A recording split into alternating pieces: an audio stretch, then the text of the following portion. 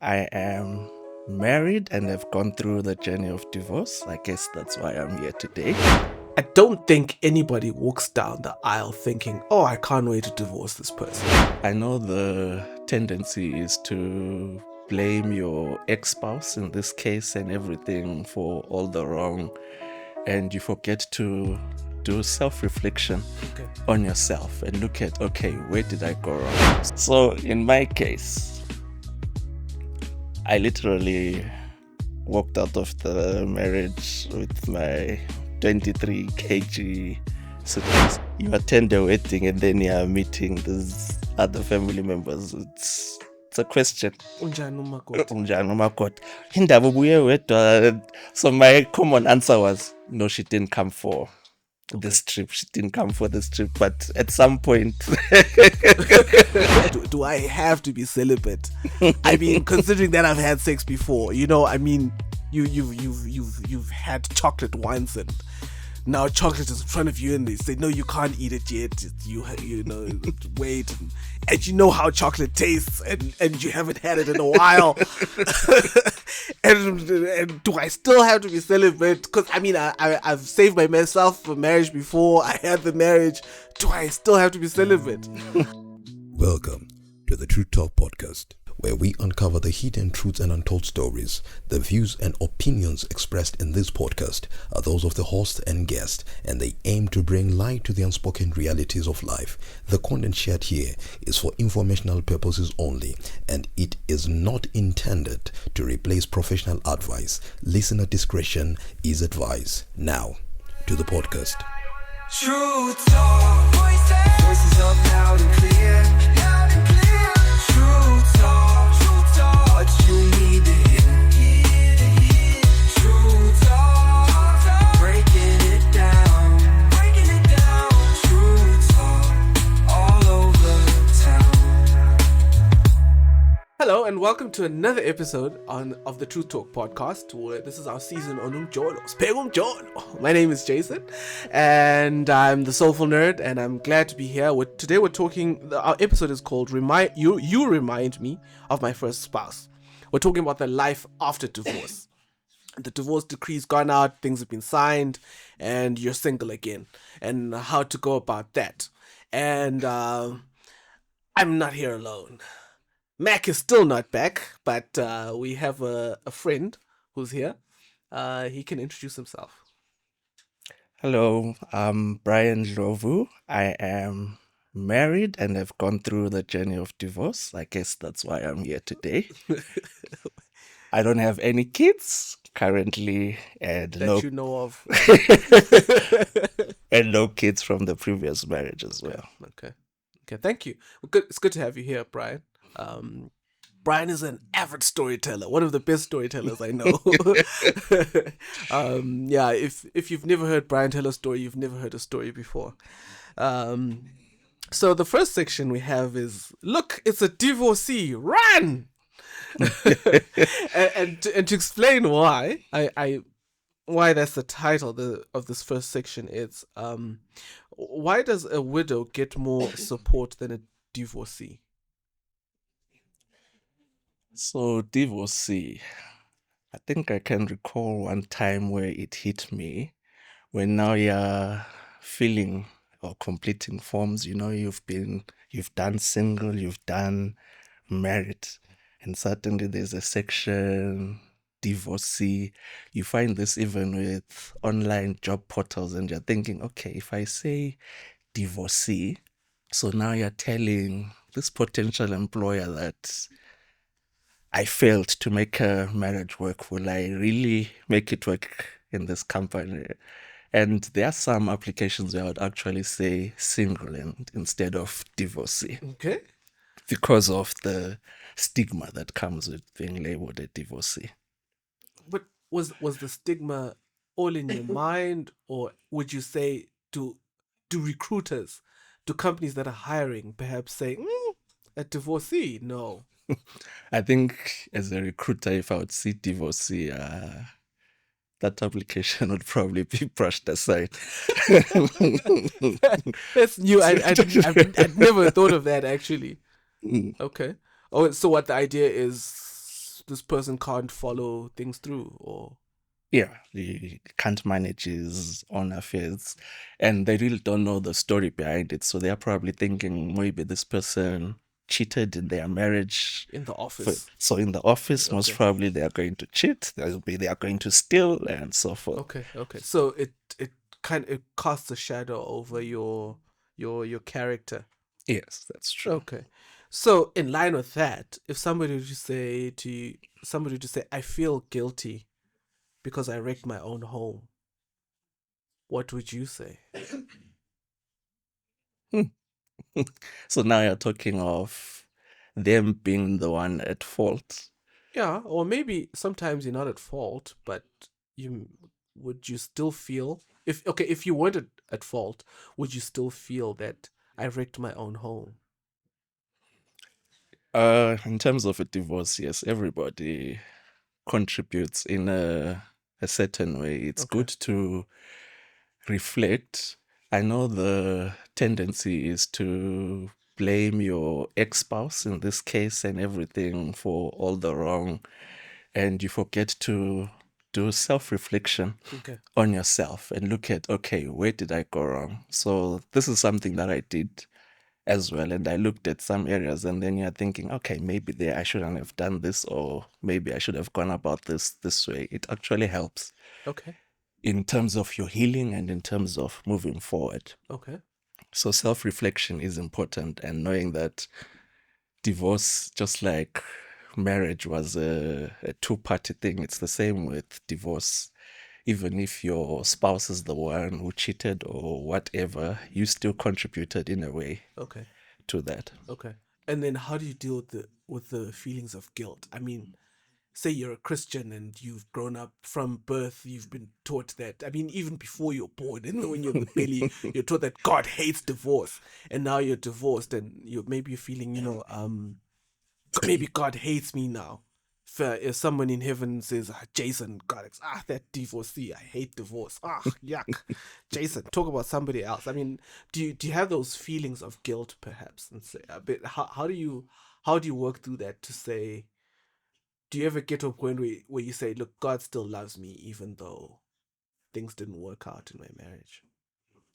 Even before you get to God and everything, there's your family. Okay. And this is you coming from a Christian family where divorce is like, no, it's something that never crosses your mind. You're thinking, okay, you've got married. This is the person I want to spend the rest of my life with and so forth. And now you have to go back to your family to tell them that, look, this is what is happening and we're getting a divorce. I think the telephone, I try to delay as much as possible to tell my parents, because I was still trying to work things out with and so forth, because I knew the moment we invite or involve family, there's really no return. It's going to be one direction. I know maybe she believed there could be reconciliation coming from that, but I couldn't understand it. If we are reconciling and then here I'm supposed to tell my family that we're divorcing, where is the reconciliation in that? Yeah. So I called my mom. It was a Sunday morning, and I'm trying to explain to her, this is what's going on. It was after they had visited us, I think 2-3 months. Okay. After they had visited us in SA, they actually spent close to a week with us. And I don't know whether we're pretending or what, but I thought things were on the mend. Okay. So we actually had a good time with the parents. And then as soon as my parents left, she's like, I was hoping that at least you would tell them we're having problems and then we would sit down and talk. Then I'm like, I thought we were working things out and everything and so forth. What's going on? No, you need to tell your parents. You need to tell your parents that we're divorcing. So now the parents have come and they're seeing, whether it was pretense or what, but they're seeing this Social couple. proof from the other episode we had. This is a couple in love. And then, okay, here's Brian now calling to say, mom were getting a divorce. Ooh. We've been having problems and so forth. It was a shocker to her. And then she says, okay, give me time to talk to your father, then I'll get back to you. That was Sunday morning, and I only got a text from her on Monday morning. So you can imagine the thoughts that are going through me Yeah, 24 hours. the whole time. Okay. And I've lost my line of thought. What should I do with my broken dreams? Because I don't think anybody walks down the aisle thinking, "Oh, I can't wait to divorce this person." You have dreams of building a life together through to the grave. I mean, even the vows say till death do us part. And now you've come to a point where, you've divorced, but then is there a is there a struggle of letting those dreams go? Not just dreams, but the plans as well you had of living life together. Is it something that do they just switch off the moment you sign the moment? Oh, I mean, after the process is done. Divorce is a process. When the process is done, is it usually at that point then you've come to say, no, whatever those dreams were, they're gone as well, or do they remain and you have to deal with them and make peace with the fact that they're never going to be? So I'm an accountant, and best believe I punched the numbers, because now you're ending this thing and you're thinking, okay, marriage didn't, okay, not the marriage, the wedding itself didn't come cheap. Okay. And you're looking at your struggle and how you had to pay for stuff. Even after marriage, you're still paying for stuff. He had this grand theme wedding, and then now you're just supposed to end all this by signing a piece of paper and it's all over. It's like an investment down the drain. You in marriage, you're investing in this life with this person, and it's like now you've hit a loss. Okay. And you've lost everything that you invested, your time, you invested your love, you invested money, and now this all has to end. This person will no longer be a part of your life, and you have to move on. I think, well, I don't know how it is, but probably because as a widow or widower, the person passes away and you don't see them again, but this person will go on living, and probably you'll see how they are doing in life and so forth. So, Okay. but they are no longer part of your life, and yeah. Yeah, that's real. That's real. I heard somebody say to me, the trouble with divorce, they were comparing divorce and being widowed, and they said it's the trouble with divorce is it's like a funeral but without a corpse. That's very true. Yeah. So how would you say would be a good way to go about dealing with those frustrated expectations? First piece of advice would be move very, very far from them. You moved back to them. Yeah. Okay. Move very, very far from them. So in my case, I literally walked out of the marriage with my 23 kg suitcase. I didn't take property or anything. So it was me with my bag Okay. catching your flight home. So yeah. Yeah. All I got was a settlement and everything, and then you're coming back home. Yeah, you've lived an independent life. Look, I went to university at the age of 19 and everything. You've got married and what you've stayed alone. Now you're coming back and literally you're coming under your parents' roof, like you start. That's the real starting from scratch now. Okay. Building It yourself. hits home, yeah. Yeah, it really hits you. And I know I was a person who would try spend a lot of time in town, far from home, come home in the evening, Okay. and what. And you can see the effect as well it has on your parents because they also don't know how to Okay. handle the situation. I mean, this is new to them as well. Yeah. Yeah. So all of you, it was the three of us Okay. living at home. So all of you are trying to deal with this new normal. Okay. Okay. So it's not easy and it can't be easy for anyone. Maybe for someone who moves out and has their own place, it might actually be better because I know I moving back home to be with family. It's wiser, yes, but it's not easy. Okay. Okay. So move away. Anything else? Learn to find yourself again. You might have lost something in marriage, something you're passionate about and all. Okay. Try to chase that. It will help you Okay. take your mind off that as well. Okay. Okay. Okay. Interesting. Yeah. Yeah.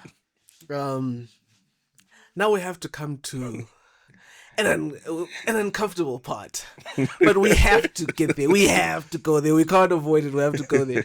Because this is the next section. It's called the unsolved X, and somebody would say, "I can't stop having sex with my ex."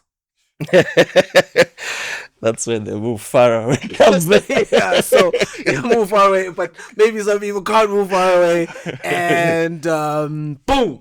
I like to use the example of going out to buy airtime. You didn't plan it. You went out to buy airtime. Maybe in this case, you both went out to buy airtime. And boom, here we are. And somebody might think, does this mean we should get back together? Does it mean there was something there? Is that a good idea though? It's definitely not a good idea. Okay. Look, you can't deny that this is someone that you were in love with, and of course, when you meet after not seeing each other for a long period of time, you're going to have these mistaken feelings for love and everything. But it's really not about love at that time. It's probably more about lust. How would you handle the situation? I can't tell you not to have sex or anything. Okay. And how do I put this?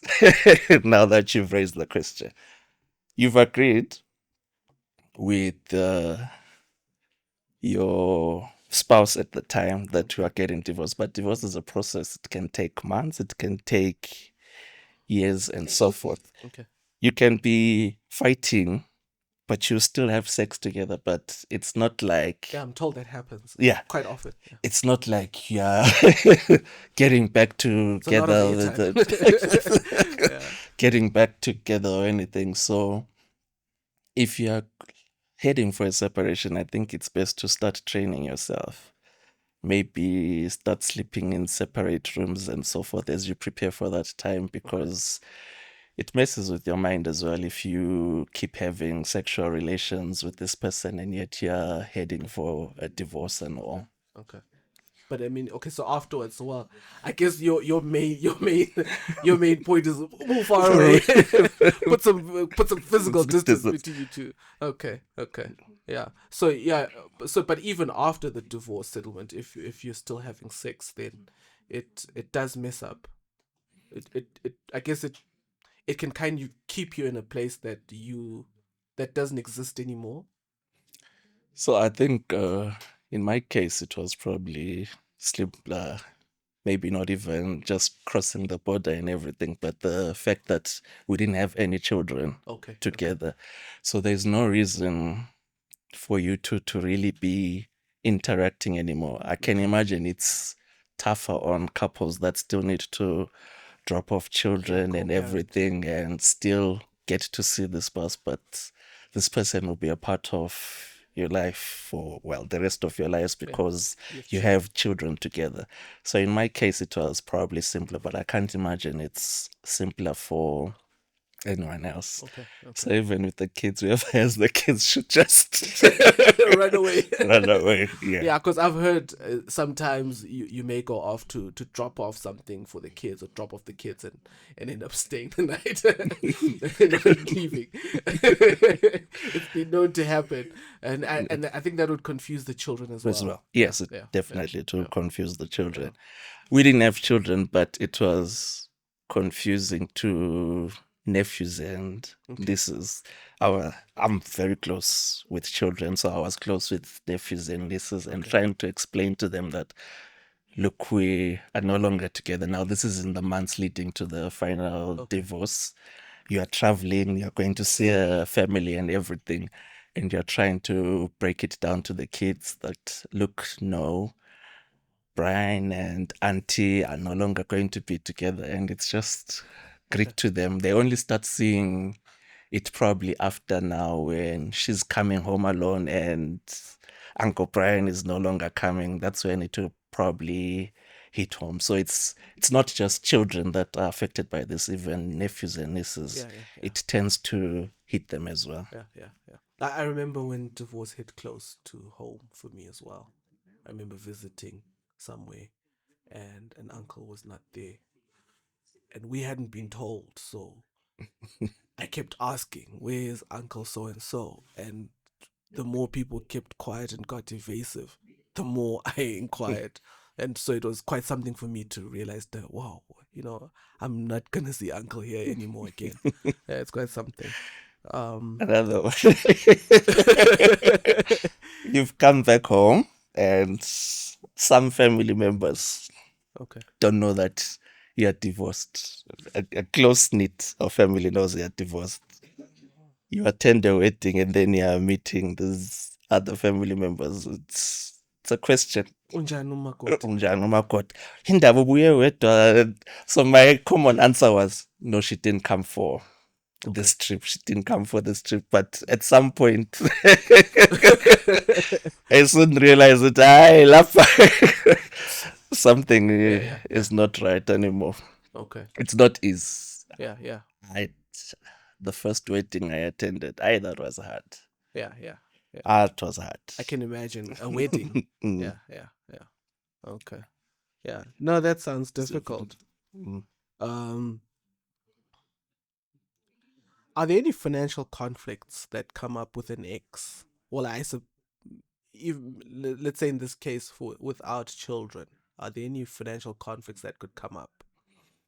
Well, definitely I wouldn't say a conflict per se, but there's financial issues that you need to take into account in the divorce. So she was a South African citizen and naturally the debt was on her side. Okay. So in terms of the agreement, I needed to then say I'm going to pay off this debt or I'm taking 50% of the debt. We were married in community of property. So in our agreement, we listed the debt, and in my financial portion that I got, I had to settle. Yeah, it was probably 50% of the debt. Okay. Yeah. Wow. And then, but no. So it's not that you can. That debt is yours as well because you're married in community of property. So that's an implication that you now need to take into consideration as well, because this agreement is going to go before a judge as well, and they need to agree to that. So the moment these loans pop up and then the judge says, okay, so this guy thinks he can just run away and not settle anything. Yeah. He's not going to grant that divorce. So you need to make sure that in your agreement as well, you're taking care of your assets and you're taking care of your liabilities as well. I know we rush to jump, so who's getting the house, who's getting this and what. But there's liabilities as well as assets that need to be taken into account in the whole agreement. Okay. And there's an interesting term that the lawyers will throw in there, that this is a final agreement and you cannot come to claim subsequent maintenance and everything, like to make it final. Like once you sign this, it's done. There's no more financial obligations to each other. There are some that will have spouse and maintenance and everything, but no, we didn't have Okay, that in okay. ours. Okay. Oh, and that's a potential source of conflict. Conflict, yes. So how would you manage that if somebody would just say, well, I have maintenance to pay and it's an issue? So I think it's the law that side. They believe that a divorce shouldn't negatively affect any part. So if you were used to a certain lifestyle, I think that's why you find with rich people, the one who doesn't have money usually will get a large sum from the rich. Okay. So it happens even abroad that you need to still be able to enjoy that lifestyle that you are accustomed to so that you don't start suffering and so forth. So if you are the one paying maintenance, it means you were probably the one who was more financially stable and your wife or your husband is used to this lifestyle. That's why they'll come up with a certain figure to say you should at least be paying this much towards sustaining them. Okay. They'll probably say until they get remarried, then that's when you stop. So you're probably praying for the day the other person gets remarried now. Oh yeah, so you can't get out of that one. Yeah. You can't get out of it, and so you have to make peace with it. Well, I noticed you said you didn't even fight for any of the assets. You were left with your 23 kg bag, and so you didn't fight for any assets, and you also paid some of the liabilities. I would say you're actually a more responsible ex-husband than some are responsible husbands. So I think we have to give you flowers for that some way. I maybe if she's watching, she may disagree, but this is our show. We're gonna give you flowers because I would definitely say you're a better man than I am. There's no way I would pay the liabilities and not get assets. I'd be fighting, and stuff. Well, I can be combative at times. So yeah. she was a lawyer. Well, she studied law. Okay. She may not have been practicing at that time. Okay. But even at the bank she was working with, she dealt with a lot of law firms. So I knew she had legal power. Okay. Yeah, but still. I knew trying to fight this, it would only end badly for me anyway. And I spoke to my cousin. She also has her own law firm. Okay. Saying, okay, if she's got that much fire or legal power, I need to have my own backing. And my cousin said something interesting to me. She says, I know everything in you right now wants to fight, but I want you to go sit down without lawyers or anything and come up with an agreement. Agree on how you're going to split the assets and liabilities. Okay. And at that time, home is a battleground, and you had to go, and we drafted this agreement. So we sat down. We didn't even have a fight on how we're splitting everything. Okay. We drafted this agreement. She took it to the lawyers, and that was it. There was really no contest on that side. Why do you think your cousin said that to you? She said that because she had seen a lot of nasty, she deals with divorces, so she had seen a lot of nasty divorces, and she says it's really not worth it in the end. You're going to lose more, and there's legal costs and everything. Divorce is not cheap. Mine was cheap, but the divorce isn't cheap because the law firm that handled our divorce case did it pro bono, so there was really no fee involved. Okay. But divorce isn't cheap. You'll find in SA they'll tell you, no, we need 50,000 rands upfront just to start dealing with your divorce, and we haven't dealt with court appearances and everything. I think I only had to pay, is it 600 rand or something for the attorney appearance fee, but the law firm that was handling it, we didn't pay anything. Wow, that's incredible. So, as we draw to a close, before we go for the break, I just wanted to ask you, okay, I like what your cousin said to you about avoiding prolonging something that's coming to an end. But what if somebody says, I still have a lot of resentment after the divorce. It's over and everything, but I just can't stand that person. I wish they were dead. For such a person, then counseling definitely Okay. would be necessary in dealing. You need to actually deal with the loss of marriage as in the loss of a loved one. So if you find you still have these feelings of resentment, talking to someone about it Okay. might actually help. For me, talking to people about it actually helped me in my stage of healing. You start talking about it and then you see, okay, now when I talk about this, I don't end up in tears or anything. No, I'm actually healing. You find the steps now in your healing process and you start feeling better, and now you talk about it. Now you can see I'm laughing and everything about it. It doesn't hit me Okay. like the first time it Okay. hit me. Yeah. Okay. So you can get better. Things get better. And on that note, we're taking a break. Go out, have some water, subscribe, like, share, and we'll be back.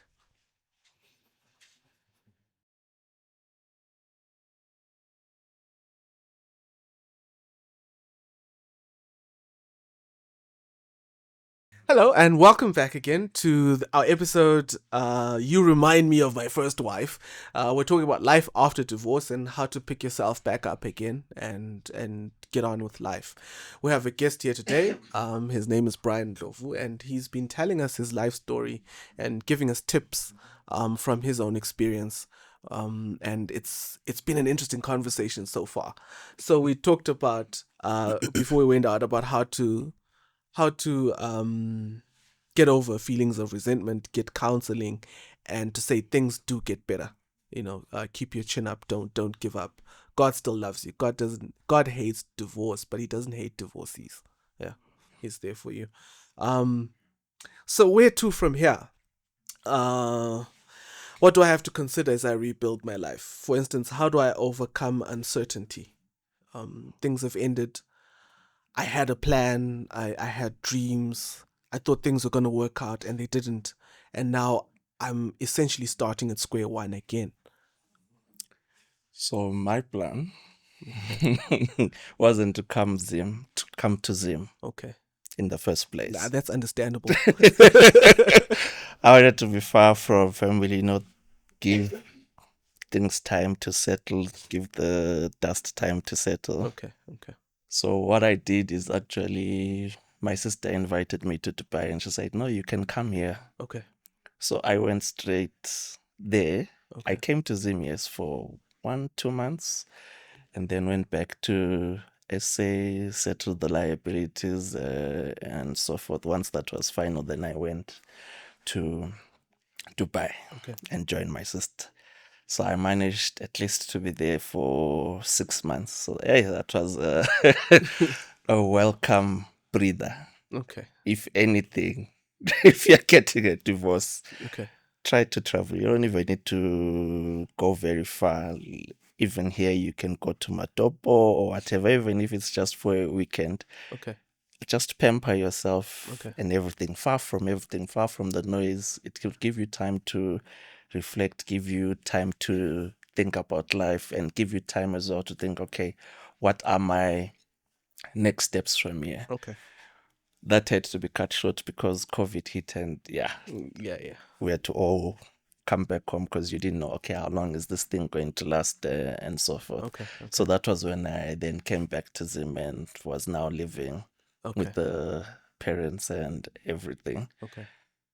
So I think cases are different across the board. I've talked with a number of divorces, and it's a case by case basis about where to from here. Some are lucky they have their own places to rent and so forth. So it's pretty much trying to adjust to life without the other party. Yeah. going back to resetting yourself to Yourself. single. Okay. Okay. I was going to ask next to should I move far away, but you've already preempted that one. If they're on this side of the globe, try to be on the other one. In fact, maybe move to Mars if you can. Okay. Okay. So you'd recommend moving far away, and I can see why it helps you get back to knowing, okay, I'm single now and I have to move on with my life. How do I relate to our mutual friends? Well, I scripted this question, and then afterwards I learned something, that a lot of men struggle with friendships after divorce because for some strange reason he tends to lose his friends and her friends become his friends. I don't know if that's true though. I heard somebody say that. But how do you deal with friends and mutual friends? And So mutual friends, it was mostly her friends. So I knew, no, this is it. Okay. They won't be my friends or anything. And I also felt the need to give her that space with her, like it's her clique. So let me not be invading on that. But the problem I had was the family groups. I was part of her family groups. Okay. Now leaving those, I got texts and what, you need to leave the group, you need to leave the group. But it was hard to leave the group. But there was one phone call where she called me and she's like, you need to leave the groups today. And from the tone, I could tell that, no, this is no longer a laughing matter. So I didn't even say goodbye. I just exit all the groups. And that was it. Okay. And then you start moving forward from them. But then there'd still be communication here and there with her brothers. Okay.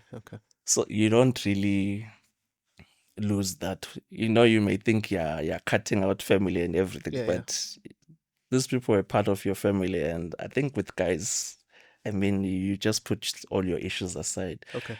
Because we wouldn't even talk about, you divorced my sister. No, we'll just talk about general stuff. So how's life going on your end and so forth.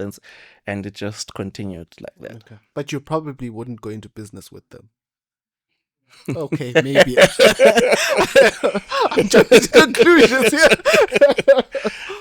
So I actually do taxes for one of her brothers. Okay. The arrangement is probably ending this year because he's no longer doing the business that he used to do. So I was just helping him with the foreign income and so forth. Okay. That's basically the business. Okay. Yo, I would say you're probably not your typical average Joe. Yeah, you're not an average Brian. Some guys I know would, I don't know, could somebody, could my ex-wife's brother trust me with his finances? I don't know. I'm afraid to answer that question. I'm glad I'm not an accountant. So I naturally thought this arrangement would end. So he was adamant, no, you can go wherever, but you'll still be handling this. I want your expertise. He sounds like a man, yeah. Okay. Yeah. And what about, I thought, should I include my ex in my will? Well, let's say we have kids together. If we had kids together, she wouldn't be in the will. The kids would. The kids would be in the will. Okay. It's like getting married again, and then you want to invite. Yeah, when you have kids and everything, and you want to invite your ex-wife, I think that's disrespect to your current partner. Okay. So imagine the disrespect now if you are married again. You may have written the will and you're not married at the time, but then you forgot to update. Oh, yeah. And then your current partner that you married maybe for 1 month comes and sees this will and you're leaving stuff to the ex-wife and kids and she's got nothing. Now imagine the the implication that about would be that. Sticky, yeah. So that's something a point to remember when you get divorced. Your will, you need to update your will. Okay. Yeah. Okay. Okay, so we're gone.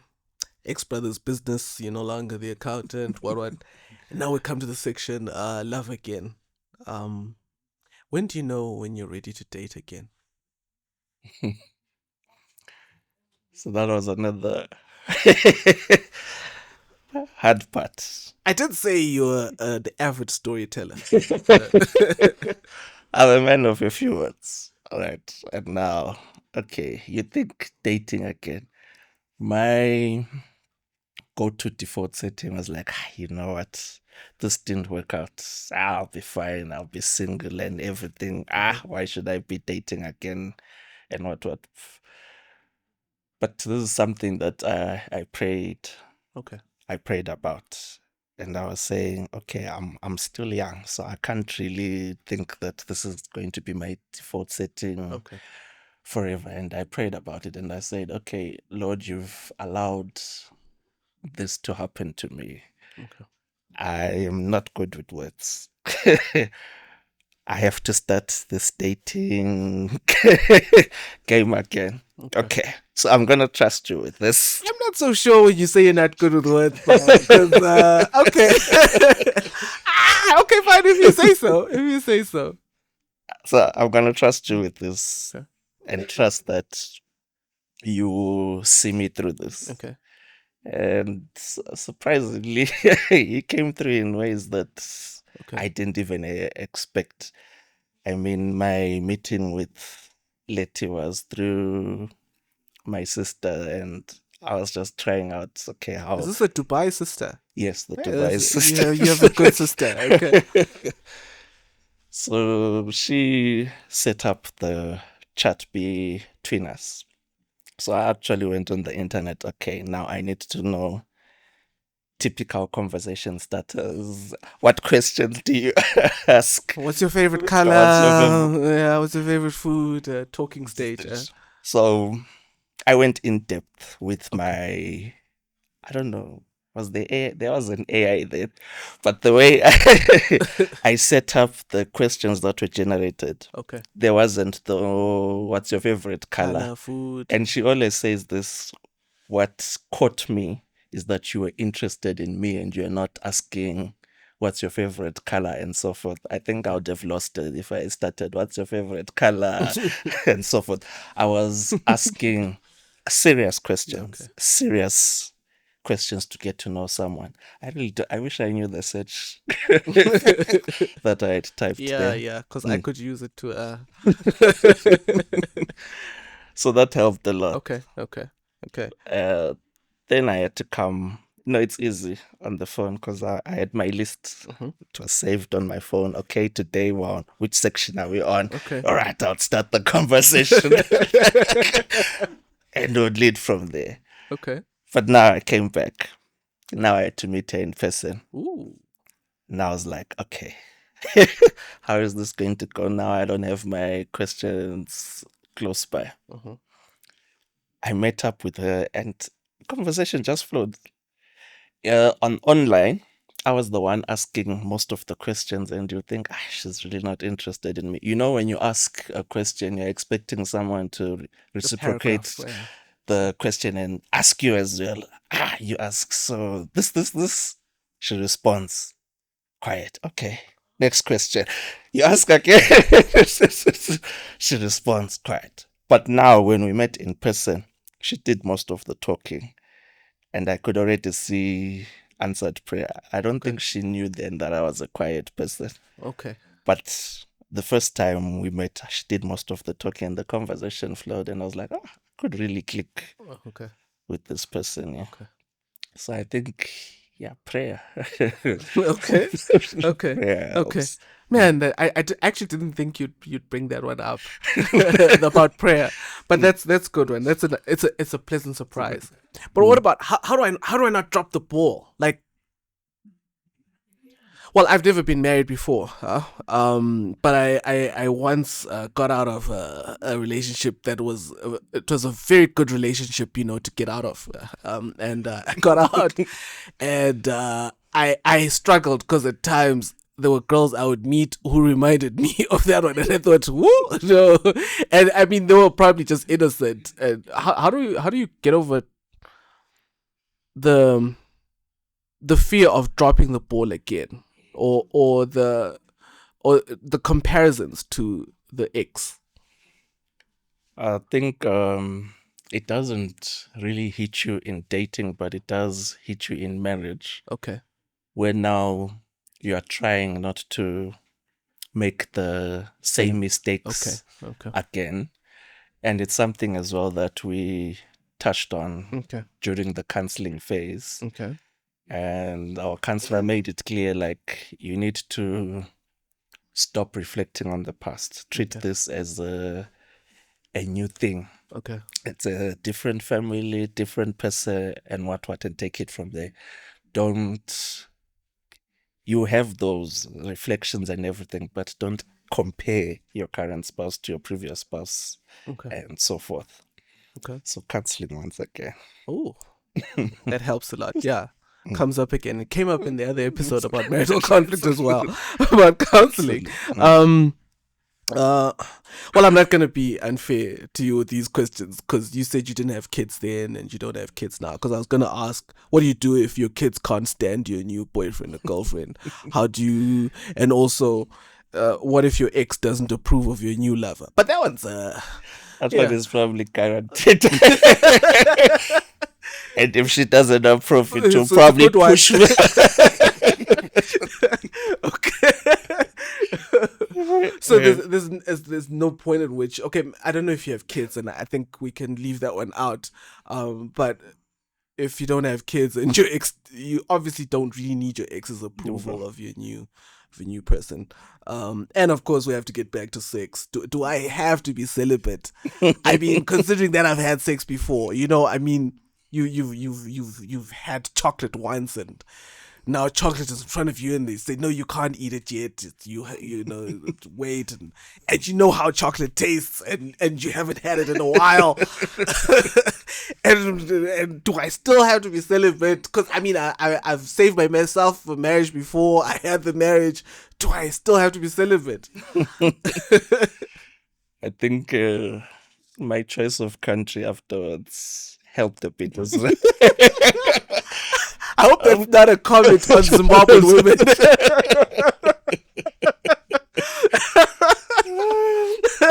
In UAE, you don't have sexual relations with anyone who's not your wife. Yeah. The prison sentence and everything. It's not pretty. Yeah. You rot in jail and everything. It's a good incentive. Yeah. I think if you treat that as well with God, have the same mindset as, is this Christian-like, and so forth. Okay. I'm not saying it's easy, because I know this question was posed by other divorces that were treated like we don't have feelings and everything. Okay. I don't know how you handle it really, but I think through prayer you can conquer anything. Okay. And you need as well an understanding partner. Okay. Who understands where you're coming from and everything. You need to be on the same page with the person that you're with.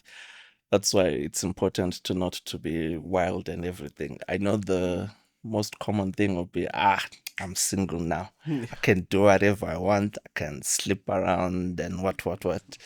So your choice as well in your Christian walk as well has to matter as well with the person that you choose to date, so that your beliefs and everything are aligned. Okay. And then there's no other partner putting pressure on the other person and so forth. Because I mean, you already have enough pressure. You don't need any more. Yeah. Now, as we draw to a close, because I'm enjoying this, but it has to come to an end. I want to read from John 14, verse 27. I'm reading from the Contemporary English Version, and it says, I give you peace, the kind of peace only I can give. It isn't like the peace this world can give. So don't be worried or afraid. What's the important thing to know about God as I rebuild my life after divorce? I think what God showed me through the divorce is that He can get me through anything. Okay. The fact that He got me through that divorce where I felt, look, I'm at zero, I'm starting from scratch here, I have nothing. And He managed to take me through that period. Now I'm hit with lots of stuff. Okay. So many disappointments. I always compare and I look at the divorce and I'm like, I mean, He helped me sail through that point. I know He'll help me. It may hurt right now, but what He has shown me is that He can take me through anything. Okay. I look at myself and I'm like, really? You were confident that I could go through this. This is something that I could handle. Okay. So now I think that was the height. And now anything else that hits me, it's like, no. Where I'm from, it's nothing. Okay. And that's the mindset I have since then. Okay. So it's helped me grow, I think, in the Christian life. Thank you so much, Brian. I still don't believe what you said about mere few words and stuff like that. Not good with words, and I don't know who told you that, but you should stop talking to them. Also, thank you so much for coming. I've learned so much as well. Yeah, stuff I didn't even know what questions to ask because I've never been married, let alone divorced and remarried and stuff. And I learned so much, and I'm sure everyone who tuned in learned lots of stuff. Thank you all for coming. We've come to the end of the program, end of the episode. We're still and we'll be back again next time with something else. So from me and Brian and more than 23 kgs and he can do your taxes as well. We're out. Peace.